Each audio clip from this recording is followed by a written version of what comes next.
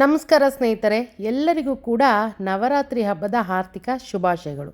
ಸ್ನೇಹಿತರೆ, ಹಿಂದೂಗಳು ಆಚರಿಸುವ ಪ್ರಮುಖ ಹಬ್ಬಗಳಲ್ಲಿ ಒಂದು ಈ ನವರಾತ್ರಿ ಹಬ್ಬ. ಹೆಸರೇ ಹೇಳುವಂತೆ 9 ದಿನಗಳ ಕಾಲ 9 ದೇವಿಯರನ್ನು ಪೂಜಿಸುವ ಈ ಹಬ್ಬ ಬಹಳ ವಿಶೇಷವಾದದ್ದು. ನಾನು ಇವತ್ತಿನ ಈ ವಿಡಿಯೋದಲ್ಲಿ ನವರಾತ್ರಿ ಹಬ್ಬದ ವೈಶಿಷ್ಟ್ಯತೆ ಹಾಗೂ ನವರಾತ್ರಿ ಹಬ್ಬದ ಮಹತ್ವ, ಜೊತೆಗೆ ನವರಾತ್ರಿ ಹಬ್ಬದ ಇತಿಹಾಸ ಹಾಗೂ ಈ ಹಬ್ಬವನ್ನು ಆಚರಿಸುವುದರಿಂದ ಏನೆಲ್ಲ ಅನುಕೂಲಗಳಾಗುತ್ತದೆ ಎಂಬುದನ್ನು ಸಂಪೂರ್ಣವಾಗಿ ತಿಳಿಸಿದ್ದೇನೆ. ದಯವಿಟ್ಟು ಯಾರು ಕೂಡ ವಿಡಿಯೋನ ಸ್ಕಿಪ್ ಮಾಡ್ದಿರ ಕೊನೆವರೆಗೂ ನೋಡಿ ಸ್ನೇಹಿತರೆ. ಬನ್ನಿ ಈಗ ವಿಡಿಯೋನ ಶುರು ಮಾಡೋಣ.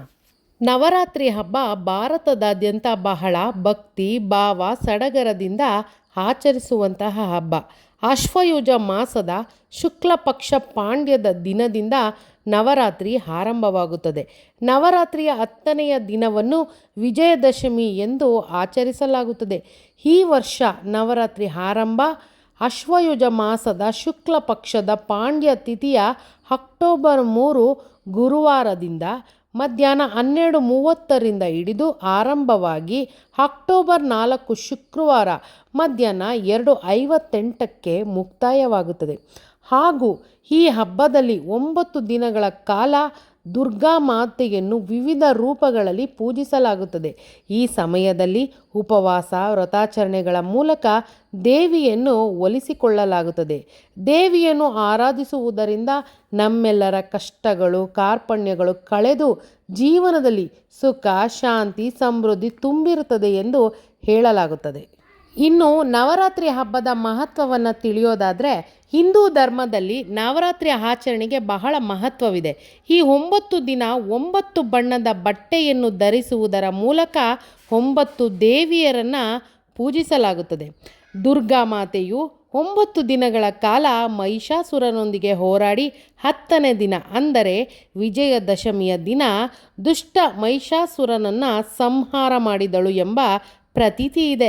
ಈ ನವರಾತ್ರಿ ಸಮಯದಲ್ಲಿ ದುರ್ಗಾದೇವಿ ಯಾವುದಾದರೂ ಒಂದು ರೂಪದಲ್ಲಿ ಭೂಮಿ ಮೇಲೆ ಇರುತ್ತಾಳೆಂದು ನಂಬಿ ಈ 9 ದಿನಗಳ ಕಾಲ ದುರ್ಗಾ ಪೂಜೆ ಮಾಡುವುದಕ್ಕೆ ಬಹಳ ವಿಶೇಷ ಪ್ರಾಮುಖ್ಯತೆಯನ್ನು ನೀಡಲಾಗುತ್ತದೆ. ಇನ್ನು ಈ ನವರಾತ್ರಿ ಹಬ್ಬದ ಇತಿಹಾಸವನ್ನು ತಿಳಿಯೋದಾದರೆ, ನಮ್ಮ ಪುರಾಣಗಳ ಪ್ರಕಾರ 9 ದಿನಗಳ ಕಾಲ ಮಹಿಷಾಸುರನೊಂದಿಗೆ ಹೋರಾಡಿ 10ನೇ ದಿನ ಅವನನ್ನು ಕೊಂದು ಮಹಿಷಾಸುರ ಮರ್ದಿನಿ ಎಂಬ ಹೆಸರು ಪಡೆಯುತ್ತಾಳೆ ದುರ್ಗಾಮಾತೆ.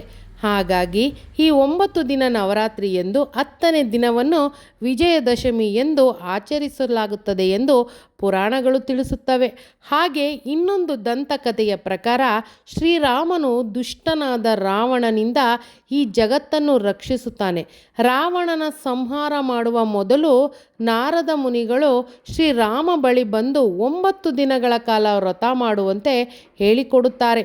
ಹಾಗೆ ವ್ರತ ಆಚರಿಸಿದ ನಂತರ ಶ್ರೀರಾಮನು ರಾವಣನನ್ನು ಸಂಹಾರ ಮಾಡಿದನೆಂದು ಈ ಇತಿಹಾಸಗಳ ಪ್ರಕಾರ ತಿಳಿಯುತ್ತದೆ.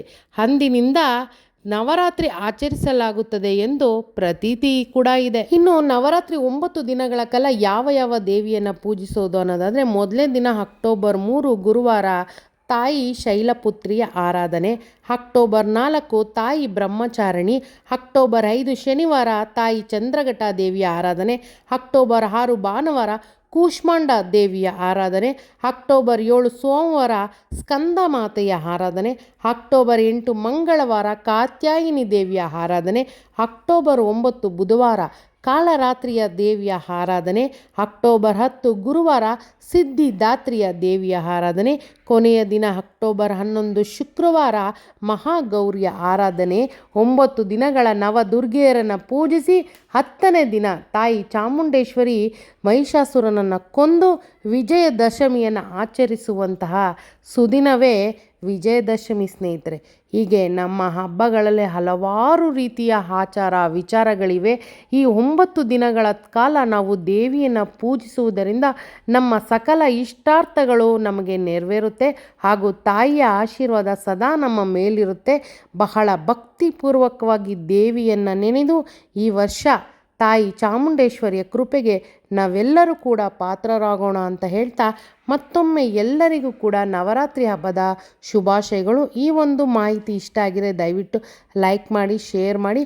ಹಾಗೆ ನವರಾತ್ರಿ ಬಗ್ಗೆ ಇನ್ನೊಂದಷ್ಟು ಮಾಹಿತಿಗಳನ್ನ ನೆಕ್ಸ್ಟ್ ವಿಡಿಯೋದಲ್ಲಿ ನಾನು ಹೇಳ್ತಾ ಹೋಗ್ತೀನಿ ಸ್ನೇಹಿತರೆ. ಎಲ್ಲರಿಗೂ ಕೂಡ ಶುಭವಾಗಲಿ. ನಮಸ್ಕಾರ.